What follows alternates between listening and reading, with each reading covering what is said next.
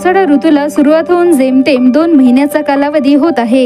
या 2 महिन्यांच्या कालावधीत पावसाची 4 नक्षत्र निघून गेली। मात्र या दमदार पावसाच्या नक्षत्रात दमदार पाऊस बरसलेला नसल्याने शेतात भरलेले धानाचे परे रोवणी योग्य होऊनही शेतकऱ्यांची पावसाअभावी रोवणीची कामे लांबीवर गेली आहेत। त्यामुळे नक्षत्रांवर नक्षत्र कोरडे जात असले तरी एकतरी नक्षत्र दमदार पावसाच्या सरी घेऊन बरसेल अशी आशा बळीराजाला लागलेली आहे। पावसाळा ऋतूला सुरुवात होऊन 4 नक्षत्र निघून गेले। पावसाच्या मृग नक्षत्रात शेतकरी शेतीची मशागत करून धानाची परे भरणीची काम करून सज्ज होतो।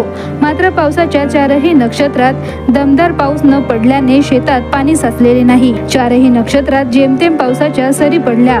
मात्र त्या पावसाच्या सरी धानाची परे जगविण्यासाठी व वाढविण्याकरिता फायदेशीर ठरल्या। आजच्या घडीला धानाची परे हे रोवणी योग्य झालेले आहेत। ज्यांच्याकडे सिंचनाची सुविधा उपलब्ध आहे अशा शेतकऱ्यांची रोवणी झालेली आहे। मात्र ज्यांची शेती कोरडवाहू आहे, वरच्या पाण्यावर अवलंबून आहे, अशा शेतकऱ्यांच्या धानाची परे रोवणी योग्य असूनही शेतात पाणी नसल्यामुळे रोवणीची कामे खोळंबलेली आहेत। नक्षत्रांवर नक्षत्र बदलत असले तरी दमदार पाऊस येत नसल्याने कोरडवाहू शेतकरी चिंताग्रस्त झालेला आहे।